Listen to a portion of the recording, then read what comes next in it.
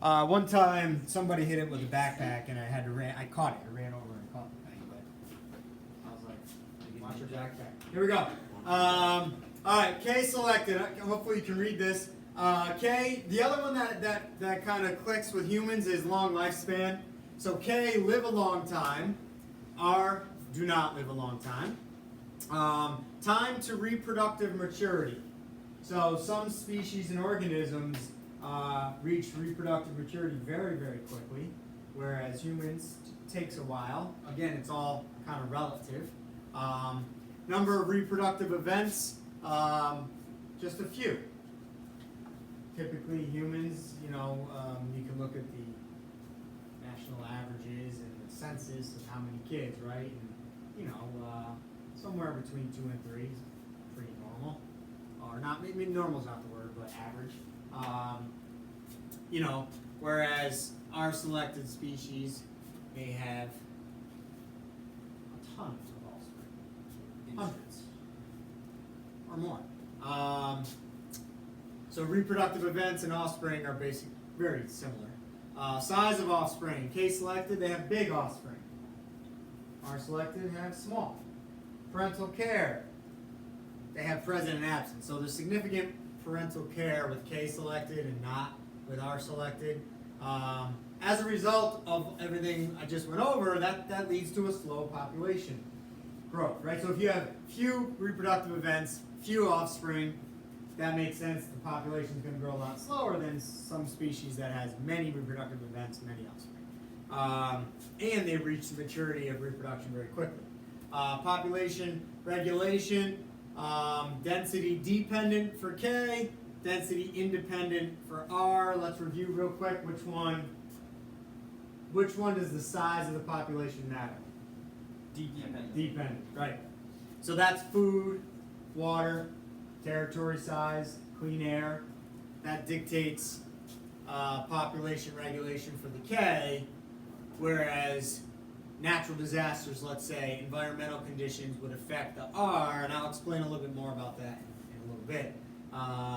The population dynamics, that just means the population for K is fairly stable.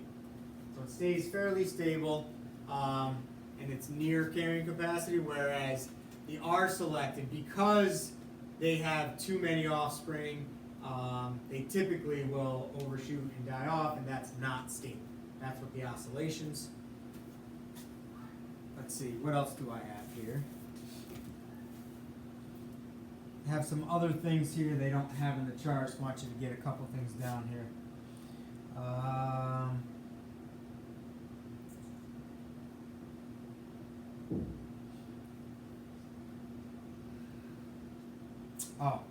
So competition for resources. So I'll write this down. So for the K and then the R, K has high competition for resources. Do you mean like a lot of it? There's a lot of competition, yeah. Because it's based on density dependent. So like food, water, clean air.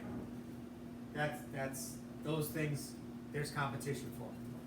Whereas because those are not as crucial for the R selected, there's low competition.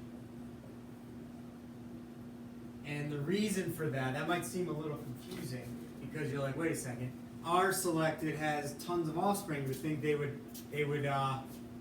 be constantly competing. You want me to look at that? Not right now. Okay. Thanks. That's all right.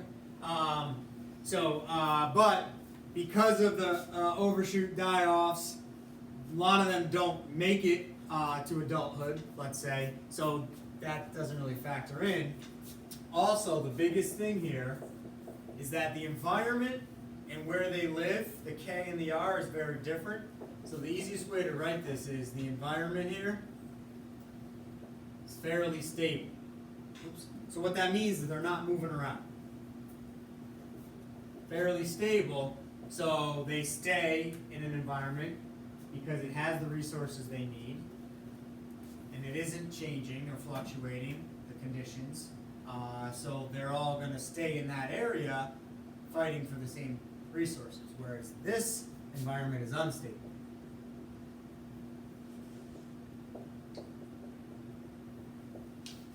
So because it's unstable, they may move around. And if they're moving around, there will be different resources depending on where they live. So another way to say this is they are more adaptable, whereas the K may not be. Once I start giving you examples of K and R, it's going to make way more sense. You might be able to start thinking of some already. I'm going to ask what you think.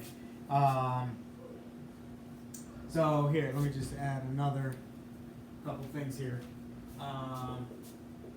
Max population in a given area. So again, because it's a stable environment, they're going to keep growing, the population is going to grow, and they're going to stay in the same area. Here, changing environment, and fluctuating population. So if they have a lot of die-offs, then there's going to be space for more to be born. The short lifespans.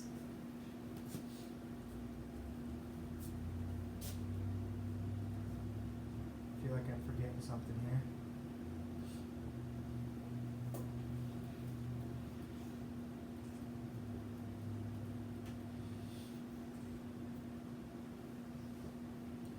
Oh, one thing I do have here for the K.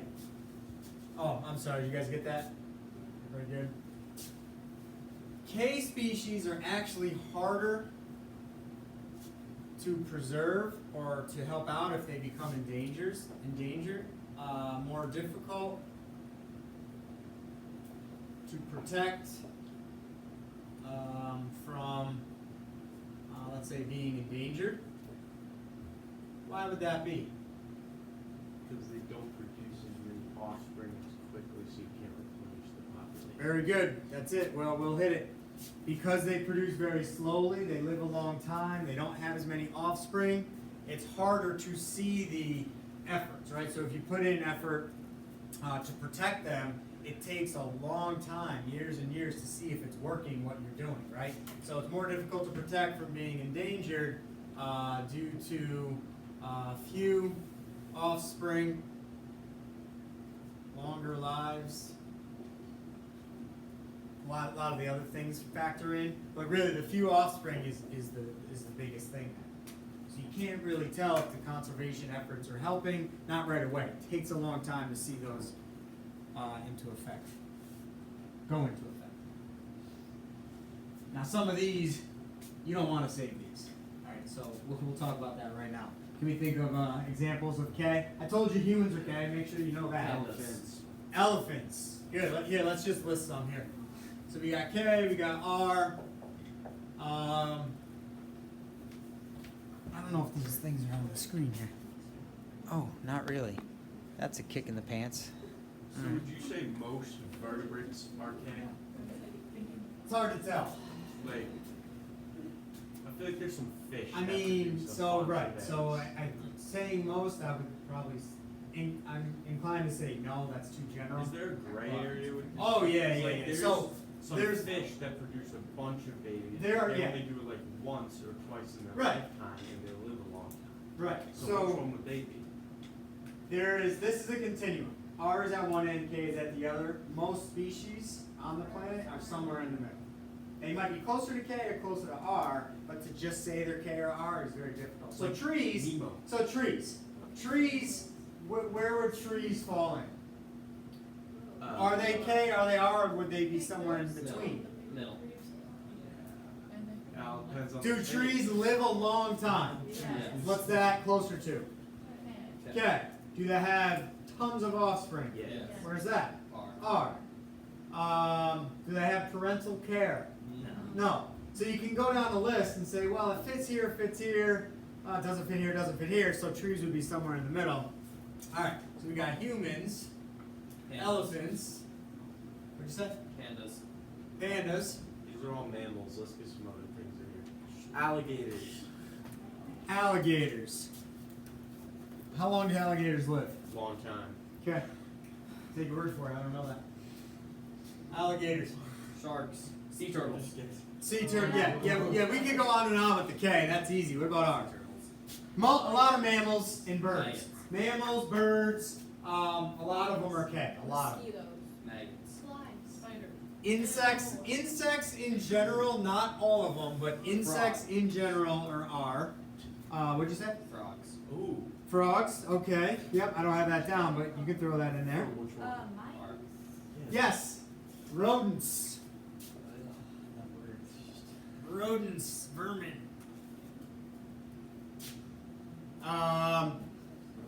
Pests in general. So things we consider pests, mosquitoes, ants, those types of things. Even though ants are pretty useful, just not in my front lawn. So yeah, every spring, between spring and summer, I have I can't even count. There's probably millions of ants in my front lawn. I don't know why and where they go, Is it sandy? but it is Because sandy. it's easier for them to But burrow. I get that, but it's not really. There's a little bit in the side and on the other. It's just like one area specifically. It's bizarre. But anyways, think about non. What am I trying to say here? Think of plants. A lot of them. Specifically, Grass. which ones do we not Grass. like? Weeds. Weeds in general. Dandelions are R. Dandelions. I mean, I like dandelions. Don't don't pull your dandelions out. Leave them. Why? Why like that? No, because if you pull them out, then they're whatever. Almost everything out there has a purpose. Some invasive stuff is kind of hard to figure out, but by the way, these are mostly invasive. Let's write that down. Invasive species tend to be R. So what does that mean about specialists or generalists?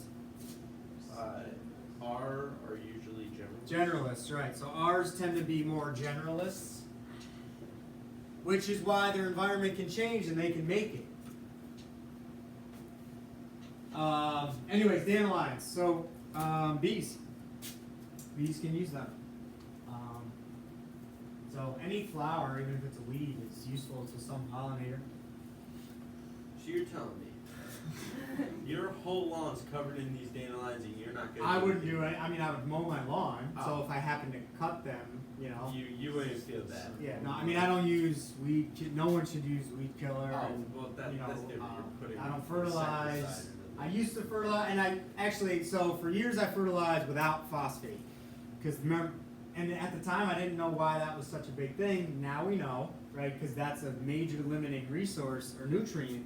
So phosphate introduced into the water system or the environment is really bad. So if you use a fertilizer that doesn't have phosphate, it's much better. But anyways, back to this. I'll go off on tangents. Bats.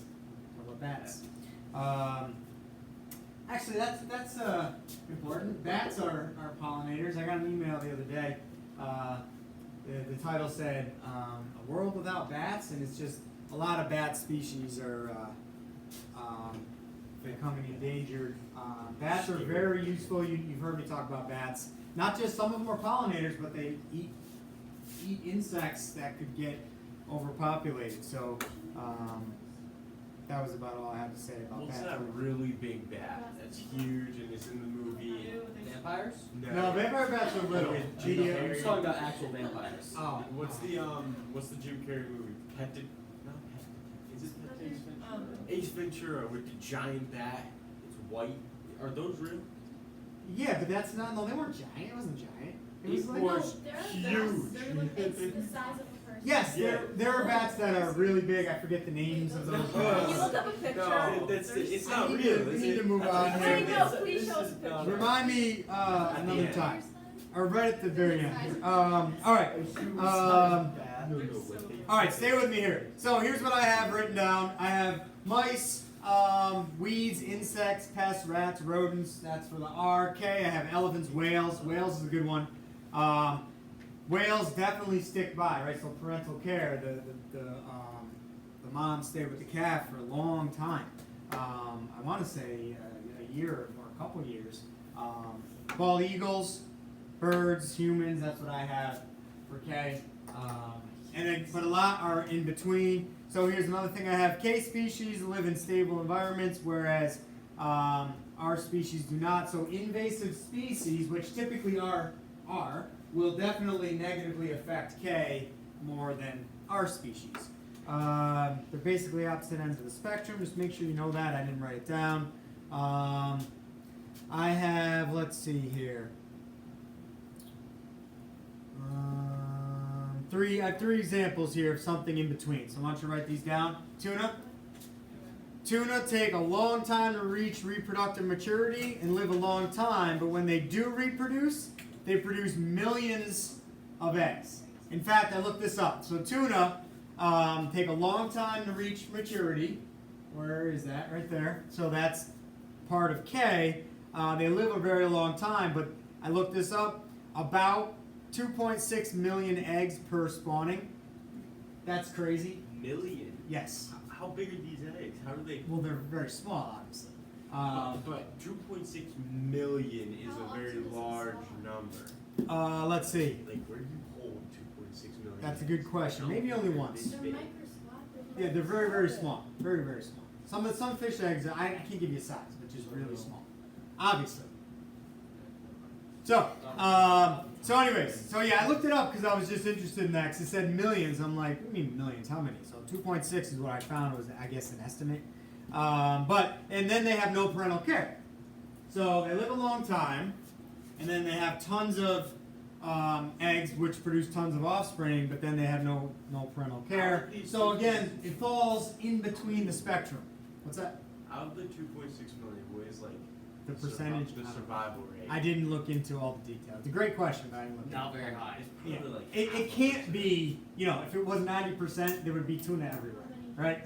And tuna they big. They get to be big sizes. I Very big. didn't mean to say it that way. They are big. They get to big sizes, large sizes. Sea turtles. Why did I write sea turtles down? I didn't write. I just wrote they're similar to tuna. They do live a long time. Because they make a lot of They eggs do and make a they lot of leave. eggs. They don't. They just let them figure it out. And that's kind of the thing that humans, it's like a tearjerker, right? That you see videos or shows on these turtles. They hatch. They're going the wrong way. Well, they're going the wrong way because of light pollution from Produced us, by us. which is that's heartbreaking. But then also, they're doing their thing, trying to get to the water, and then these birds are just trying to pick them off. So Isn't it like illegal to help them? what's that? Isn't it illegal to help them? No. Well, I mean, you're not supposed to like pick them up and like bring them to the ocean. If you're a true animal activist, you got to think about all animals too. That's also a food source for the birds. It is, but when I went to Hawaii. That's a good question. So there were signs, and it said there were certain times of year at this resort that was right on the beach that they turned off all the lights at night, and they told people not to be around here at certain times because that's when the eggs were hatching. So no, you can't you're not supposed to interfere with them directly, but you can help by turning off all the lights. Well, I meant like. You meant pick them up? Yeah, no, definitely not. So they don't I know, but I don't know. No, so they don't get eaten.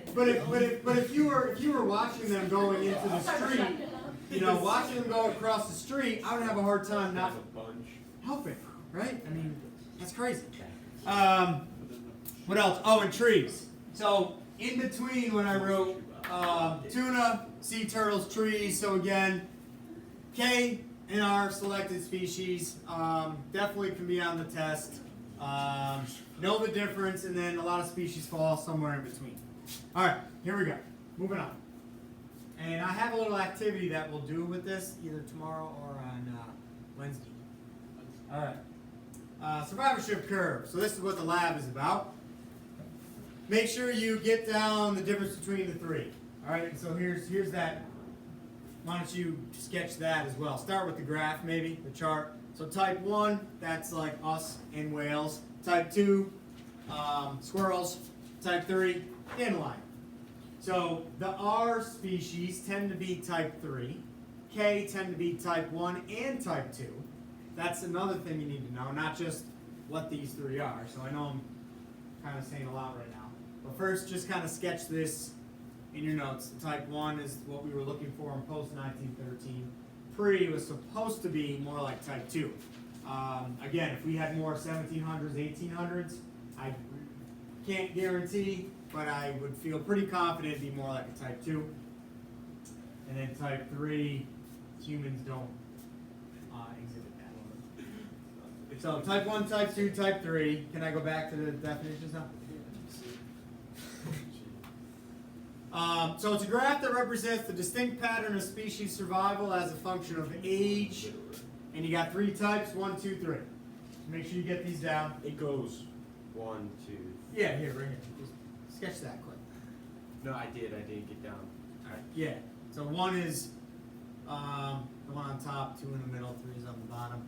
So 1, again, whales, humans, bald eagles, the other things you guys said there.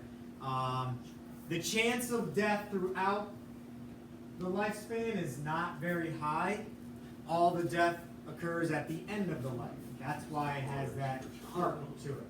Type 2, the chance of death is fairly consistent throughout the lifespan. And then type 3, not too many of them make it to adulthood. So it drops off very quickly. So that's just kind of in general how I remember it, is the chance of death, which is a little gloomy, but it is what it is. You could probably say that in a better way, that, you know, the opposite, the positive way to say it. In type 1, the survivorship is high until late in life. Type 2, survivorship is fairly constant throughout life. And in type 3, survivorship is low. It's just a little better way to say it, I guess.